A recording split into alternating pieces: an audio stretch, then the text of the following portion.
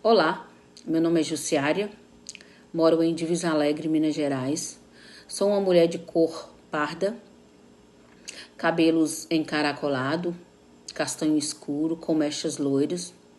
Uso óculos de grau, também uso um brinco em formato de coração, tenho um aparelho ortodôntico. Estou trajando uma blusa de moletom preta. Estou na cozinha da minha casa, numa mesa retangular clara, com cadeiras bege claro. Ao fundo, uma parede com cor areia. Meu nome é Maria Jose, sou mulher, tenho 38 anos. Estou vestindo uma blusa verde bandeira. Tenho uma pele parda, cabelos medianos soltos, atrás da orelha. Uso brincos. Atrás de mim tem a parede da minha sala, com uma porta de madeira escura e um pouco acima da minha cabeça, também na parede, eu tenho um porta-retrato. E nós somos estudantes do curso de extensão de educação especial na perspectiva de educação inclusiva e vamos conversar um pouco sobre o desenvolvimento da linguagem, né, e a influência da linguagem, né, na aprendizagem, na construção da aprendizagem. Ao analisarmos a imagem, percebemos que há uma falha na comunicação entre eles. Isso acontece devido ao contexto da palavra mouse, que na língua inglesa significa rato. Já o outro usa a palavra mouse como um programa de computador, um software. Os dois estão corretos se não fosse o contexto da situação, se não observássemos o contexto em que estão. Analisando melhor a imagem, podemos perceber que pelas vestimentas, como eles estão, que eles estão em um local de trabalho, no emprego, numa empresa, e que exige, um linguajar moderno, um linguajar mais formal e um conhecimento maior. Percebemos nisso que a linguagem está além da comunicação, moldando, definindo quem somos, deixando-nos mais conectados, mais ligados de tudo aquilo que está à nossa volta, com a cultura que conhecemos e como enxergamos o mundo, relacionando isso à subjetividade de cada um e ao nosso pertencimento no mundo natural. Exatamente, colega. A gente consegue observar, né, a amplitude da linguagem, como ela vai além da comunicação, quando as palavras, por exemplo, como uau-au, para uma criança pequena, ela pode significar a imagem, né, simbolizar a imagem de um cachorro, ou para outras crianças não ter esse mesmo significado, significar só o barulho que o cachorro faz. E não a representação do animal em si. Recentemente eu estava falando, né, com a minha turma, e são meninos do quinto ano, e aí eu citei a frase, né, usei dentro de um contexto para a gente pendurar uns cartazes que havíamos feito num paredão que ficava lá fora. E aí quando os meninos ouviram eu falar, né, o paredão, e ficaram sem entender onde é que eu ia pendurar os cartazes, né? Onde é que eu estava propondo que eles pendurassem os cartazes. Porque o paredão, dentro do contexto, dentro da cultura que eles estão inseridos, né, não seria o paredão uma parede grande. Mas eles já associaram, né, já mentalizaram, imaginaram já aquela imagem de um paredão de som e a gente colando lá os panfletos no paredão de som do bairro, da rua deles, enfim. Então, o processamento, né, da linguagem, a linguagem ela se processa de uma maneira que a influência do meio, a influência cultural, ela é bastante significativa. Então, e é exatamente a pessoa que está ouvindo, né, que vai dar o significado para aquilo. Por isso que é algo muito subjetivo. Sabemos que a linguagem, ela é muito importante para o desenvolvimento de uma boa comunicação, né? A linguagem, como espaço de construção, é fundamental na formação do pensamento, da percepção e da interação social. Isso tudo moldando pensamento e a compreensão de mundo, para com que essa linguagem ela se torne efetiva, compreensível, mesmo em contextos diferentes. Eu vou compartilhar o áudio da minha filha Maria Júlia, que ela tem 3 anos e carrega um pouquinho, né, desse contexto aí da linguagem, os significados para ela, traz às vezes uma certa confusão, mas ela traz na fala dela, né, o afeto, ela traz na fala dela a preferência dela, ou o jeito, né, de que eu ensino ou que eu falo com ela um pouquinho. Vejamos. Dessa fruta. Ciselinha. Ela é que cor? Laranja. Você gosta? Parece mais. A laranja é. Laranja com laranja. Mas isso é uma tangerina ou é uma laranja? Ciselina. Assim, né, a gente percebe que não há uma neutralidade na linguagem, né? E não há uma neutralidade na linguagem, e Vygotsky chama isso de dupla mediação semiótica, né? Representada pela mediação simbólica da realidade que está relacionada à forma como acessamos o mundo, usamos signos e dos símbolos que usamos para representar as coisas, e pela mediação que o outro, né, que a gente aprende, que dá sentido às coisas, a relação do outro. E é através dessa interação que a linguagem ela ganha sentido.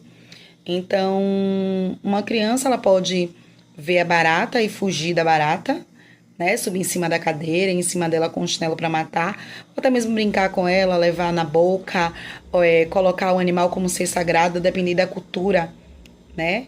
Vai depender de como o outro apresentou aquela figura, né? Aquele símbolo. E sempre vem carregado, né? De emoções que foram transmitidos através daquela linguagem.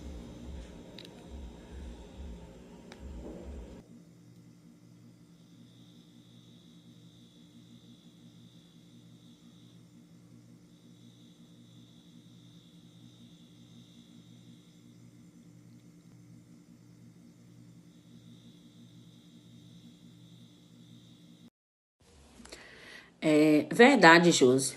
Podemos ver pelo exemplo da palavra natureza, que para os indígenas é vista como algo sagrado, algo santo, né?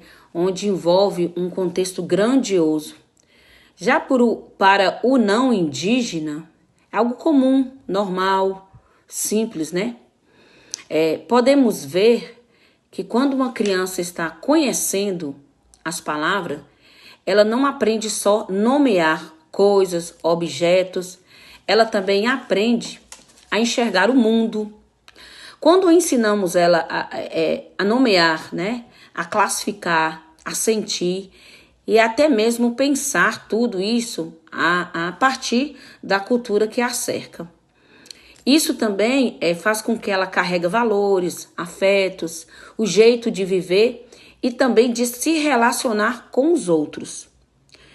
Isso tudo a gente vê que não é só exclusivo de um grupo. Essas ações, elas também fazem parte de qualquer grupo cultural.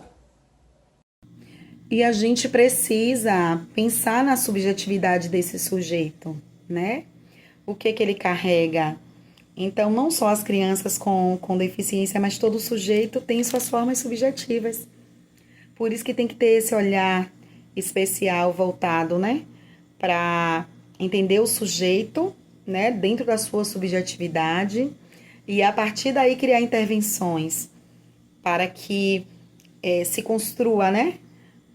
O pensamento, aconteça de fato o desenvolvimento cognitivo daquele indivíduo. Sabemos que a linguagem, ela é muito importante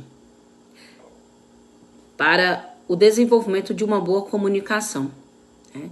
A linguagem, como espaço de construção, é fundamental na formação do pensamento, da percepção e da interação social. Isso tudo moldando pensamento e a compreensão de mundo, para com que essa linguagem ela se torne efetiva, compreensível, mesmo em contextos diferentes. Aí a gente lembra, né, de citar o Vygotsky, que vai falar da ZDP, né, a Zona de Desenvolvimento Proximal, e ele vai trazer muito a questão do papel do outro nessa comunicação, nessa aprendizagem, né, no desenvolvimento potencial do sujeito. Então, conforme a imagem, né, que está sendo colocada aí, vocês conseguem perceber que tem, né, o desenvolvimento real, o desenvolvimento potencial, e tem aí entre um e o outro tem uma zona que a gente chama, né, que Vygotsky vai chamar de ZDP, né, que é a Zona de Desenvolvimento Proximal, que é esse processo que o outro faz com o outro, né, que a pessoa aprende com o outro, hoje vai fazer uma coisa, não faz mais sozinho, agora faz com o outro, para no futuro ele vai adquirir o desenvolvimento potencial e fazer sozinho. Então, é muito do que a gente acredita na educação, muito do que a gente acredita na construção do conhecimento da criança. Então, nós, enquanto educadores, nós somos mediador dessa aprendizagem. Já que a linguagem, ela se processa, ela se constrói a partir das mediações, já que é de fundamental importância, a gente precisa saber valorizar o conhecimento prévio da criança e a gente precisa também pensar, né, que tem coisas que a criança já faz sozinha, ela já aprendeu, é o desenvolvimento real dela, mas ela precisa atingir o desenvolvimento potencial. E mais para ela atingir, o professor ele precisa intervir, ou de repente um outro colega, uma outra criança precisa intervir. Então é nessa interação, é nessa mediação que vai se dar a construção do conhecimento para que o indivíduo alcance, né, essa potencialidade dele. A mesma coisa com crianças com alguma deficiência. Então, é de fundamental importância essa mediação do outro nesse processo, essa interação social. Por isso que a gente fala tanto de inclusão. Por isso que a gente fala tanto de estar com o outro, de oportunizar a criança com deficiência a se relacionar com a outra criança, né? Com outros, né? A usar aquele espaço. Porque tudo aquilo vai favorecer, tudo isso vai favorecer a aprendizagem dos mesmos. Então, podemos observar que o nosso falar, nossas expressões, carregam a nossa história, o que já vivemos, o que já convivemos, onde convivemos, com quem convivemos, né? Nossas raízes. E tudo isso faz com que o nosso jeito ele se torna único num mundo bem amplo, né? Num mundo assim bem diversificado de linguagem. E assim a gente finaliza, né, essa conversa sobre o desenvolvimento, né, da linguagem, sobre a construção, né, do conhecimento, a construção e o desenvolvimento cognitivo, né, dos indivíduos, lembrando desse papel, né, de mediador, lembrando de todo esse processo, como é que se constrói, né, essa trajetória e essa valorização da subjetividade do outro. E a gente gostaria de agradecer, né, a todos vocês. Ensinar não é transferir conhecimento, mas criar possibilidades para a sua produção ou a sua construção. Quem ensina, aprende ao ensinar, e quem aprende, ensina ao aprender. Paulo Freire. Ensinar não é transferir conhecimento, mas criar as possibilidades para a sua produção ou a sua construção. Quem ensina, aprende ao ensinar, e quem aprende, ensina ao aprender. Paulo Freire.